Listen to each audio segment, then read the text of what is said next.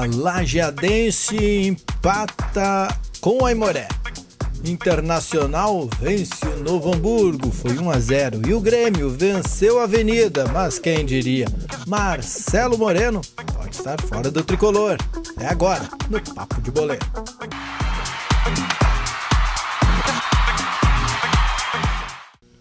Olá, o fim de semana foi de gauchão e o Lajeadense enfrentou o Aimoré lá em São Leopoldo. O Aimoré que vinha de uma vitória sobre o Grêmio, estava empolgadinho e empatou sem gols com o Lajeadense, Diogo Bote. A Lajeadense que esteve perto da liderança, né, Márcio? Caso vier essa vitória lá em São Leopoldo, poderia estar brigando de lado ali, vamos dizer, com o Brasil de Pelotas, que também venceu na rodada.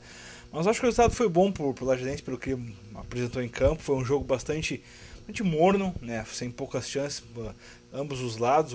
O Lajeadense criou mais com o Rafael Gava ali ao lado do Gilmar, mas acabou não concluindo certo. Lá do lado do Aimoré, o time também de São Leopoldo soube aproveitar. Não foi tão intenso quanto na vitória contra o Grêmio, melhor pro Lajeadense, e acabou ficando no 0. Então o placar acabou sendo justo pelo que as duas equipes se apresentaram em campo, né? Vamos dizer assim, cor de cavaleiros quase, né? Luizinho lá de um lado, o pessoal daqui e tal. Mas certo que as duas equipes não fizeram por merecer um resultado melhor. A gente fica na briga aí na ponta de cima da tabela, tá na 5ª posição com os 5 pontos. Então é bom pro início de temporada, segue invicto, né? Então é esperar agora as próximas rodadas que volta a jogar em casa depois de 2 partidas fora longe do seu torcedor. Bom, tá em 5º lugar, às vezes o número assusta, né? Mas tá em 5º lugar, mas a 2 pontos do líder 2 apenas. 2 pontos da liderança. O Brasil de Pelotas é o líder hoje com 7 pontos. Uma vitória e tá resolvido o problema. O técnico Luiz Carlos Fink tem algum problema para a sequência, falando em problema? Não. Agora ele deve contar com o retorno do Marabá, né, que cumpriu suspensão lá em São Leopoldo. Jogou o Fábio Rosa e agora o Marabá deve retornar agora na quarta-feira contra o Avenida, aqui no Estádio Alvezul. Aí o clássico dos vales para retomar. É tradicional, Diogo Bote? Já foi mais das antigas com que Guarani das novas, mais, né? Não, é que na verdade tem essa questão assim, que o Avenida ficou bastante tempo na 2ª divisão, né? Certo. E o Lajeadense também, mas então a rivalidade vinha mais de lado que na 1ª divisão. Mesmo são poucos confrontos diretos, mas agora não deixa de ser um clássico aí pela proximidade das cidades, né? Mas com certeza, contra o clássico com o Guarani é mais acirrado. Mas de qualquer forma, e aí vale a dica para você que é torcedor do Lajeadense. Santa Cruz é logo ali e o pessoal do Periquito está precisando ganhar, então a torcida deve abraçar o Periquito e talvez tenhamos gente de Santa Cruz aqui torcendo pelo Avenida. Então tem que dar a resposta, é quarta-feira à noite. 20h30. 20h30. Tem um horário bom para assistir, dá para chegar em casa e assistir o da televisão. Depois ainda. pega a televisão. A televisão, quarta-feira agora é o Inter, Cruzeiro Inter. Então, tá bem. Tá, pode ficar mais tempo lá no Estádio Alvezul. Pode ser a estreia do Anderson, né? Anderson Show, né? Treinando normalmente treinou com os reservas hoje aí, deve estar apto para jogar na quarta-feira, deve fazer a sua estreia, o Anderson. Bom, tá feito o convite para ir então no Lajeadense, no Estádio Alvezul, agora na quarta-feira às 8 da noite. Já vamos entrar então no Internacional, já que começamos a falar dele, que pode ter Anderson ainda nessa semana, mas o Internacional venceu o Novo Hamburgo por 1-0, golzinho de pênalti. Golzinho de pênalti do Alex, um joguinho... Assistiu lá, né? Ruim, tava lá, levei meu pequeno para prestigiar lá, para conhecer o novo Beira-Rio. Já tinha ido 4 vezes na arena, não conheci o Beira-Rio, né? Conheci o Beira-Rio, então. Levei meu guri lá, então, mas tipo, coitada da criança, né? Não parava quieta ali, o jogo tão ruim que foi. O Inter venceu por 1-0, o gol do Alex, mostrou diversos problemas ainda com relação... Jogou com um time misto, né, poupando vários titulares aí, mas tem uma certeza, acho que esse time do Diego Aguirre, Vitinho, tá escalado.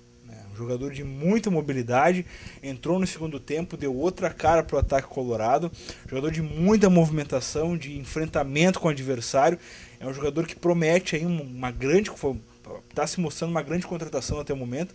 Esperamos que repita as atuações agora na Libertadores, que é o foco do time colorado nesse primeiro semestre. O Internacional está aí com a mesma pontuação que o Lajeadense, né? Tem 5 Isso aí, o Internacional é o 6º com 5 pontos, perde nos critérios para o Lajeadense.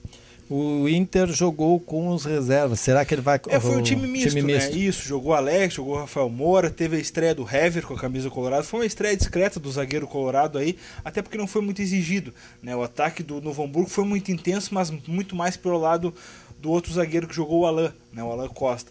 Mas o Hever se mostrou segurança sempre, mas mostrou que ainda falta o ritmo, né? Retomar o ritmo de jogo, porque ele não estava jogando lá no Atlético Mineiro e aqui ele faz seu primeiro jogo. Então, mas é um jogador que deve ser titular, incontestável aí da defesa colorada, até pelas opções que o técnico Dioguinho tem, né?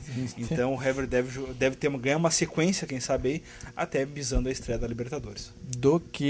Das contratações que o Internacional fez, Jogobote, por enquanto, então Vitinho é o nome do... Incontestável, jogador de assim, ó, bola mesmo, muita mobilidade, jogador de enfrentamento, jogador que abre espaços na defesa, né, para o surgimento de novos jogadores. Então, jogador de muita movimentação. O Inter acertou nessa contratação, que era uma carência de alguns anos atrás. Na verdade, desde a saída do Oscar, lá em 2011, 2012, praticamente, quando o Inter vendeu o Oscar para o Chelsea da Inglaterra, o Inter não tinha uma mobilidade tão intensa no setor de meio campo e ataque, e hoje está retomando isso com o Vitinho. Beleza. Do lado tricolor, o Grêmio veio a Santa Cruz do Sul, jogou no estádio dos Eucaliptos. Isso aí, contra o Avenida. O Avenida, que ainda não havia marcado, continuou sem marcar. O Grêmio emplacou 3-1 na Avenida. A Avenida deu um sustinho no início ali. Mas graças ao Marcelo Moreno, né? E a expulsão do zagueiro lá, um zagueirão alto, não me lembro, recordo, Altair, uma coisa assim. Pintou o sarrafo no ataque gremista, lá acabou sendo expulso ainda no primeiro tempo, deixando a Avenida com 1 a menos. O Grêmio já venceu o jogo por 1-0, né, naquelas circunstâncias. Depois o Avenida empata e o Grêmio então tira mais 2 gols aí em o Grêmio cima. É salvo pelo Marcelo Moreno, né, que está indo embora. Isso aí. Não pode, parece que não pode fazer gol, né? Atacante no Grêmio que faz gol, vai pra China pro chum aquele. A gente vê assim os jogadores do Grêmio ali, por exemplo, o Everaldo, que iniciou a partida até lá em Santa Cruz. O próprio Everton, que entrou junto com o Barcos, o Barcos tá longe. Aliás, o Barcos vai ser colega do Moreno, né? Porque é o mesmo time. Entrou ao lado do Marcelo Moreno no ataque, que deu essa outra dinâmica no ataque gremista aí, que o Grêmio buscou a vitória, daí consolidou a vitória quando o jogo estava cascudo ali pro time do tricolor, né? O Marcelo Moreno foi determinante para essa vitória do gremista. Então jogadores como o Everton, o próprio Everaldo, a gente via aqui nos tempos de juniores que jogando com o Lajadense. Eram jogadores comuns, entendeu? Então, como é que... Claro, o jogador passa por uma evolução dentro de campo e passa muito para uma sequência e experiência de grupo principal, coisa que eles não tinham quando eram garotos, vinham jogar nos juniores aqui. Mas são jogadores que tu não pode esperar muita coisa. Mas ele só aprimora, né, Diogo? Ele não vai ficar espetacular nunca se ele não é já guri, né? Exatamente, porque falando do guri, mas tô falando do guri de 17 anos. 17 anos o Neymar já é titular do Santos. Eu já estava levantando taça da Libertadores. O Ronaldinho Gaúcho já fazia tudo, aquela firula que faz. Exatamente, então tu tem, claro, o jogador ele amadurece com o tempo e sempre tem um período aí que tu pode aguardar 22, 23 anos, mas depois disso, meu amigo, né, não vingou até agora, sabe? E esses jogadores que o Grêmio apresenta hoje como opções ao técnico Filipão, ainda agora consolidando a saída do Marcelo Moreno, que é um atacante de seleção boliviana, de ponta, né? Tá indo lá jogar no futebol chinês. Então as opções que o Filipão tem hoje para fazer o time do Grêmio são muito poucas. Não dá para exigir muita coisa do Filipão, não. Por essas peças que o Grêmio hoje, que o presidente Bolsonaro Júnior está dando pro treinador gremista, não dá para esperar muita coisa, não dá para esperar título, não dá para esperar nada do time do Grêmio, porque claro, são promessas ainda, mas são promessas que não são nenhum jogadores espetaculares. Talvez com um conjunto se formando um time, esses jogadores possam sair, se salientar e mostrar todo o seu valor. Mas hoje, repito, com esses jogadores que o Grêmio tem e essas opções que o Filipão está tendo para a sequência do campeonato e para avisando aí um primeiro semestre com estreia de Brasileirão e tudo mais, o Grêmio não vai a lugar nenhum. E eu não ouvi falar, Diogo Botti, dentro dos colegas da imprensa, entre os colegas da imprensa da capital, se há uma substituição de fora, por enquanto é só isso que tu está falando, só os verdade, de casa. Semana passada cogitou-se o Dagoberto, jogador que está afastado do Cruzeiro, teve sua passagem por Internacional, não rendeu, parece que Porto Alegre não é cidade para ele. Não rendeu, e agora o Grêmio cogita trazer o Dagoberto. Seria uma contratação desesperadora, assim, vamos dizer, de emergência, né, para suprir uma carência de um grande jogador que está indo embora.